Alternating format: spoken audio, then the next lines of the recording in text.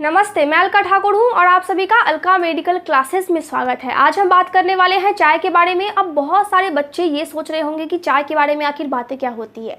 चाय के बहुत सारे फ़ायदे भी हैं और अब सबके दिमाग में ये चीज़ आ रहा होगा कि अगर फ़ायदा है तो दौड़ करके जाएंगे और मम्मी को दिखाएंगे कि मम्मी देखो चाय देती नहीं हो तुम मुझे, लेकिन फ़ायदे कितने सारे हैं।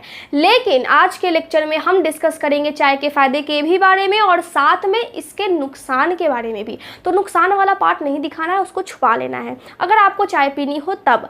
लेकिन हम ये भी जानते हैं कि ज़रूरत से ज़्यादा अगर हम किसी चीज़ का इस्तेमाल करें, चाहे वो चाय हो, चाहे वो दवाई हो, चाहे वो कोई भी चीज़ हो, खाने की कोई भी चीज़ हो, अगर हम ज़्यादा ही खा लेंगे तो फिर ये हमारे बॉडी के लिए जहर बन जाती है। इसी तरह हम यहाँ पर चाय पे भी यही बोलते हैं कि अगर चाय आपको पीना है तो दिन में कम से कम आप 2 से 3 कप पी सकते हैं, ज़्यादा से ज़्यादा 3 कप। इससे ज़्यादा अगर आप पीते हैं तो फिर ये नुकसान करती है आपके बॉडी में। और चाय का जो साइंटिफिक नेम है वो क्या है? चाय का साइंटिफिक नेम भी है, जैसे हमारा नाम होता है सर्टिफिकेट पे कुछ और घर में हम प्यार से कुछ और ही किसी किसी को बोल देते हैं। गोलू बोल देते हैं, पिंकी बोल देते हैं, चिंकी बोल देते हैं, लड्डू बोल देते हैं। वैसे ही ऐसे हम नॉर्मली बोलते हैं चाय, लेकिन इसका साइंटिफिक नेम है कैमेलिया साइनेंसिस। तो चाय का साइंटिफिक नेम हमने क्या बोला? Camellia sinensis. अब ये चीज़ें हो गई। चाय का नुकसान जानने से पहले हम क्या देखेंगे? इसके पॉजिटिव साइड को। सबसे बड़ा पॉजिटिव चीज़ क्या है, एडवांटेज क्या है चाय पीने के? क्या क्या आपको फ़ायदे मिलेंगे? चाय में कूट कूट करके एंटीऑक्सीडेंट भरा हुआ है। तो पहला पॉइंट हम यहाँ पे लिखते हैं जो कि फ़ायदे वाली चीज़ें हैं। क्या है? एंटीऑक्सीडेंट। ऑक्सीडेंट्स।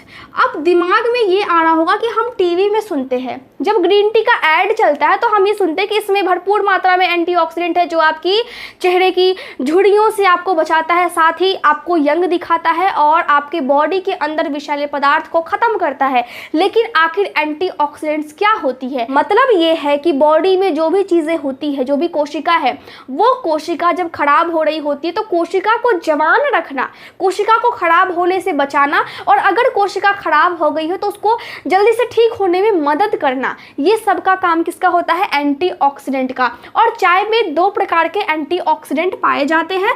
ऐसे एंटीऑक्सीडेंट बॉडी में बहुत सारे हैं और बहुत सारी चीज़ों में बहुत सारे होते हैं इसके तत्व, लेकिन यहाँ पर चाय में 2 प्रकार के होते हैं। पहला क्या है? पहला है पॉलीफेनॉल्स और दूसरा है फ्लेवोनोइड्स। क्या है? पॉलीफेनॉल्स और फ्लेवोनोइड्स। पॉलीफेनॉल्स क्या करती है? अगर बॉडी में कहीं भी सूजन है, कहीं भी का मतलब कहीं भी, ऊपर से है, अंदर में है, ऊपर से अगर घाव हो गया है या फिर अगर कट लग गया है या फिर अंदर की नसों में सूजन है, तो आपको ये पॉलीफेनॉल्स मदद करती है। और ये भी माना जाता है कि अगर कैंसर का कोई पेशेंट है और वो चाय अपने डाइट में शामिल करता है तो जो कैंसर बढ़ने की जो गति होती है उस गति को ये धीमी कर देता है। किसका काम है? पॉलीफेनॉल्स का। अगर डायबिटीज़ किसी को है तो डायबिटीज़ में भी ये शुगर को कंट्रोल करने में मदद करता है।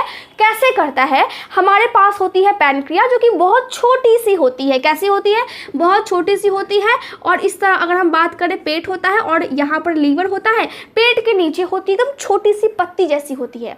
इससे क्या निकलता है? इससे निकलता है इंसुलिन। हम सभी जानते हैं कि जिसको डायबिटीज़ की प्रॉब्लम होती है, शुगर लेवल ज़्यादा हो जाता है, उसके बॉडी में ये इंसुलिन कम बनता है। तो ये जो चाय है उस इंसुलिन को बनाने का काम करती है, बनाने का नहीं, पैनक्रिया से बनवाने का काम करती है। इसको जाकर के ये टॉर्चर करती है कि आप इंसुलिन को बनाओ, तो ये इंसुलिन बनाने लगता है। कौन बनाता है? पैनक्रिया बनाती है। हमेशा ध्यान रखना है, ठीक है। अब देखिए उसके अलावा क्या है? अगर किसी को रिमेटॉइड अर्थराइटिस है, उस कंडीशन में भी, रिमेटॉइड अर्थराइटिस क्या होती है? जब आपने देखा होगा कि आपके जो दादाजी है, दादी जी है या फिर नाना जी है, उनके घुटनों में काफ़ी ज़्यादा तकलीफ़ें होती है, चलने में बहुत ज़्यादा दर्द होता है, एड़ी में सूजन होती है, तो उसी को हम बोलते हैं रूमेटॉइड अर्थराइटिस, जिसमें घुटनों में दर्द, जोड़ों में दर्द, हड्डी होता है उसमें फिर कमी होने लगती है, कैल्शियम की भी कमी होने लगती है और वहाँ की त्वचा में भी सूजन रहता है, तो उसी को हम बोलते हैं रूमेटॉइड अर्थराइटिस, जिसमें चाय आपका हेल्प करता है उस सूजन को कम करने के लिए। इसीलिए मैंने बोला था बॉडी के बाहर भी अगर सूजन है और बॉडी के अंदर भी अगर सूजन है, दोनों में चाय आपको हेल्प करता है। फ्लेवोनॉइड्स किस में पाया जाता है? फ्लेवोनॉइड्स सब्जियों में पाया जाता है, फ्लेवोनॉइड्स बहुत सारे फलों में पाया जाता है, साथ ही रेड वाइन में भी पाया जाता है। अब ऐसा नहीं बोला कि मम्मी चलो हम रेड वाइन पीते हैं, वरना फिर आप सोचोगे कि बोला तो बोला क्यों, क्योंकि फिर बहुत ज़्यादा ही पछताना पड़ेगा, बाद में पिटाई लगेगी तब। तो फ्लेवोनॉइड्स किस में होता है? रेड वाइन में भी होता है और ऐसा मानते हैं डार्क चॉकलेट में भी होता है। इसीलिए कभी कभार आपने देखा होगा कि अगर बॉडी में दर्द है या फिर अगर सर में दर्द है तो लोग अक्सर बोलते हैं कि चॉकलेट खा लो, पेट में दर्द है चॉकलेट खा लो तो ठीक हो जाएगा। तो चॉकलेट में भी होता है, डार्क चॉकलेट में, वैसा नहीं जो सिर्फ मीठा होता है, डार्क वाला जो थोड़ा कड़वा भी होता है, हल्का सा कॉफ़ी ज़्यादा जब हम रख देते हैं दूध में तो जैसे बहुत ज़्यादा कड़वा लगता है वैसे ही। तो फ्लेवोनॉइड्स डार्क चॉकलेट में भी होता है।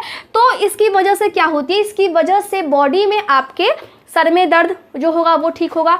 अगर आपको समस्या है कहीं पे सूजन की, आपको वो ठीक हो जाएगा। साथ ही अगर बीपी की प्रॉब्लम है तो बीपी की प्रॉब्लम को भी कंट्रोल करने में मदद करता है। लेकिन हम मानते हैं कि बहुत सारे लोगों में इसका उल्टा होता है। किसी का अगर बीपी बहुत ज़्यादा हाई है तो फिर ये इसको और ज़्यादा हाई कर देता है। तो उन लोगों को चाय नहीं पीनी चाहिए, और या अगर पीते भी हैं तो कम मात्रा में उनको पीना चाहिए। इसके अलावा क्या होता है? इसके अलावा हम काली चाय की बात करें, यहाँ पर चाय का मतलब क्या है? चाय का मतलब सभी प्रकार की चाय, चाहे वो जो चाय हो वो दूध वाली हो, चाहे चाय काली हो, चाहे पीली हो, चाहे हरी हो, जिसको हम बोलते हैं ग्रीन टी। तो यहाँ पे सभी प्रकार के चाय की बात हो रही है और सभी प्रकार के चाय में ये दोनों चीज़ें पाई जाती है। लेकिन जब हम दूध वाले चाय की बात करते हैं तो दूध वाले चाय में ये जो आपका एंटीऑक्सीडेंट है, दूध होने की वजह से, दूध मिलाने की वजह से ये फिर कम हो जाता है। लेकिन अगर वही हम चाय को ज़्यादा देर तक अगर हम खौला देते हैं, बॉईल कर देते हैं, तो उस टाइम में ये जो एंटीऑक्सीडेंट है ये फिर उभर करके सामने आता है, फिर आपको बेनिफिट्स मिलते हैं। लेकिन काली चाय से आपको ज़्यादा बेनिफिट मिलेंगे। काली चाय आपकी झुर्रियों को भी ख़त्म करने का काम करती है। साथ में जो ग्रीन टी होता है, अगर आपको एल्जाइमर डिजीज़ है, एल्जाइमर डिजीज़ में क्या होता है? लोग भूलने लगते हैं उनका नाम क्या है, उनका एड्रेस क्या है, उनका पता क्या है, अपने बच्चों तक को भूलने लगते हैं, अपने पास्ट लाइफ जो उन्होंने किया, कहाँ से उन्होंने स्कूल में पढ़ा, कहाँ से कॉलेज पास किया, वो सारी चीज़ें भूलने लगते हैं। तो एल्जाइमर डिजीज़ क्या है, इसके ऊपर मैं ऑलरेडी लेक्चर ले चुकी हूँ। तो यहाँ पर क्या है कि अगर किसी को एल्जाइमर डिजीज़ है तो अगर वो ग्रीन टी का सेवन करता है तो फिर उसको राहत मिलेगी। पार्किंसंस डिजीज़ है जिसमें उसको झटके आते हैं, मिर्गी टाइप का कुछ आपको देखने को मिलता है, बॉडी अचानक से ऐंठ जाता है, उसमें भी उनको मदद मिलेगी। साथ में ब्लड प्रेशर को कंट्रोल करने के साथ साथ ग्रीन टी क्या करता है? बॉडी के टेम्परेचर को भी कंट्रोल करता है। और डायबिटीज़ में भी ग्रीन टी आपको सहायता देता है। बहुत सारी चाय है, काली चाय भी देती है सहायता, लाल भी देती है, दूध वाली भी देती है, लेकिन थोड़ी सी कम देती है इन सब के मुकाबले में। और सारे चाय में जो ग्रीन टी होता है उसमें सबसे ज़्यादा कैफीन होता है। जो ग्रीन टी होता है उसके कुछ पत्तियों को हम धूप में सुखा करके फिर चाय की पत्ती बनाते हैं ग्रीन टी वाली, और कुछ को क्या करते हैं, कुछ को उबाल करके भाप के माध्यम से फिर हम उगाते हैं। तो इसी तरह ग्रीन टी के भी बहुत सारे प्रकार हैं। लेकिन यहाँ पे अगर हम नॉर्मल ग्रीन टी की बात करें तो नॉर्मल ग्रीन टी में सबसे ज़्यादा कैफीन होता है। काली चाय से भी ज़्यादा होती है, लाल से भी ज़्यादा होती है, दूध वाली से भी ज़्यादा होती है। तो कैफीन होने की वजह से आपके जो सर का दर्द है वो ठीक हो सकता है। लेकिन यहाँ पर एक बुरी चीज़ ये है कि अगर आप ज़्यादा सेवन करेंगे तो फिर आपको इसकी लत लग जाएगी। बॉडी में अगर ज़्यादा कैफीन का मात्रा हो जाता है तो फिर इंसोम्निया का केस हो जाता है। इंसोम्निया क्या है? आपको रात में नींद नहीं आएगी, अब आपका पूरा अगला दिन खराब हो जाएगा, मतलब पूरा डेली लाइफ आपका डिस्टर्ब हो जाएगा। तो ऐसा बिल्कुल भी नहीं करना है कि आपको लत लगाना है। अब चाय पिए कब? चाय आपको सुबह सुबह खाली पेट नहीं पीना है, सुबह का नाश्ता करने के बाद आपको नहीं पीना है, आपको दोपहर के खाना खाने के आधे घंटे के बाद या फिर 1 घंटे के बाद पीना है, जिससे आपको उचित मात्रा में फ़ायदा मिले।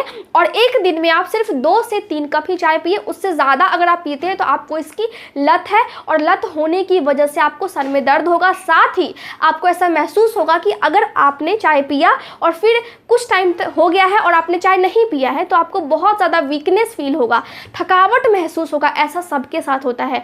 बहुत सारे लोगों का मानना है कि अगर वो सुबह सुबह चाय पिएंगे तो उनका जो पेट है वो पूरा अच्छे तरीके से साफ हो जाएगा। लेकिन सुबह सुबह चाय पीने की वजह से एसिडिटी की प्रॉब्लम हो सकती है, बहुत सारे लोगों को सीने में जलन की प्रॉब्लम हो सकती है, खट्टी डकार आ सकती है, और क्या हो सकता है, आपको अनपच हो सकता है खाना अगर आप खाते हैं, तो डायरिया भी हो सकता है, बहुत ज़्यादा गैस भरने की प्रॉब्लम भी हो सकती है। तो सुबह सुबह आपको खाली पेट चाय तो नहीं पीना है। अब ग्रीन टी क्या करता है, ग्रीन टी में होता है EGCG, ये आपके बालों के ग्रोथ के लिए भी मदद करता है। जो बाल झड़ जाते हैं उसके लिए भी ये ग्रीन टी मदद करता है। लेकिन आपको ग्रीन टी कब पीना है, दोपहर में आधे घंटे खाने के बाद, ठीक है, आधे घंटे के बाद पीना है। और इसके अलावा क्या होता है, ग्रीन टी ऐसे देखें तो हमारे बॉडी में जो जोड़ों की दर्द है उसको भी ठीक करने में मदद करता है। मतलब सबसे अच्छा अभी तक क्या है, ग्रीन टी है। और वेट लॉस में भी ग्रीन टी अच्छे से मदद करता है। अगर आपके दांतों में कीड़ा लगने की समस्या है तो ग्रीन टी में क्या होता है, ग्रीन टी में होता है नॉर्मल फ्लोरिडा। ये दांतों में जो कीड़ा होता है, तो दांतों में हमारे मुंह में कुछ अच्छा वाला कीड़ा होता है, कुछ बुरा वाला कीड़ा होता है। तो जो अच्छा वाला कीड़ा होता है उसको ये मदद करता है ग्रो करने में, और जो बैड वाला होता है उसको ये मार देता है। तो मुंह का जो कीड़ा है वो ग्रीन टी उसको कम करने में मदद करता है, जो कि बुरा वाला है। और अगर सांसों से बदबू आती है उसमें भी आपको ग्रीन टी सहायता करेगा। काली जो चाय है वो आपको झुर्रियों में सहायता करेगा, और ग्रीन टी आपको यंग दिखाने में मदद करता है। तो ये सभी चीज़ें होती है। लेकिन अगर आप चाय ज़्यादा पीते हैं, चाहे आप दोपहर के बाद ही क्यों ना पिए, लेकिन 2-3 कप हो गया, 4 कप हो गया, 5 कप हो गया, और आप ज़्यादा पी रहे हैं, तो उस कंडीशन में आपको क्या होगा, पेट में गैस भरेगा, अनपच की समस्या हो जाएगी। और जो प्रेग्नेंट लेडी होती है, अगर वो प्रेगनेंसी के टाइम में ज़्यादा चाय पीती है, चाहे वो कोई सा भी चाय हो, तो उस टाइम में उसका जो बच्चा होता है वो खराब होने की संभावना बहुत ज़्यादा होती है उसके बच्चे की। साथ ही अगर जब बच्चे का जन्म हो भी जाता है तो उस बच्चे का वजन बहुत ज़्यादा कम होता है। तो प्रेग्नेंट लेडी को ये चीज़ें नहीं करनी चाहिए, चाय ज़्यादा मात्रा में नहीं पीना चाहिए। अब इसके अलावा हम देखते हैं कि अगर आपके बॉडी में चाय की लत लग गई है तो फिर क्या होगा, आपको बहुत ज़्यादा स्ट्रेस हो जाएगा, एंग्जाइटी हो जाएगी। तो इस तरह से चाय हानिकारक भी है, लेकिन चाय के बहुत सारे फायदे भी हैं। आप सर्दियों में चाय का उपयोग कर सकते हैं, जब आपको सर्दी या फिर जब आपको जुकाम हो उस कंडीशन में, तो ये आपके लिए अच्छा भी है और आपके लिए खराब भी है। तो इसको एक उचित मात्रा में जब आप सेवन करते हैं तो ये आपके लिए अच्छा है। नॉर्मली हम मानते हैं कि अगर आपने 237 ml चाय बनाया है तो उसमें से लगभग 30 से 80 ml क्या होती है, कैफीन की मात्रा होती है। 30 से 80 ml कैफीन की मात्रा होती है। ग्रीन टी की बात हो रही है यहाँ पे। उसके बाद अगर आपने यहाँ पर ग्रीन टी बनाया है तो उसमें 30 से 80, और अगर आपने काली चाय बनाया है तो उसमें 30 से 60 ml कैफीन की मात्रा होती है। इसीलिए चाय को उचित मात्रा में सेवन करना चाहिए, नहीं तो ये आपके बॉडी को बहुत ज़्यादा नुकसान पहुंचाएगा। तो अच्छा भी है पहलू और इसका नेगेटिव इफेक्ट भी है। तो इस तरह मैं समझती हूँ कि आज का लेक्चर आपको समझ में आ गया होगा। कोई भी अगर डाउट होता है तो आप मुझसे पूछ सकते हो। साथ ही आप इंस्टाग्राम पे मैसेज कर सकते हो। इंस्टाग्राम का ID है अलका ठाकुर 2112, ठीक है। इसके अलावा आप टेलीग्राम पर जाकर के वहाँ पर जुड़ सकते हो। टेलीग्राम में जुड़ने के लिए जो पहला वाला कमेंट होता है उसमें लिंक रहता है, आप डायरेक्टली उस ग्रुप में जाकर के ऐड हो जाएंगे। वहाँ पर आप अपने सवाल भी पूछ सकते हैं। तो मैं समझती हूँ कि बिल्कुल सब कुछ क्लियर है, एकदम समझ में आ गया होगा। अच्छे से पढ़ते रहिए और अपने नोट्स को बनाते रहिए और ध्यान से एग्जामिनेशन की प्रिपरेशन कीजिए।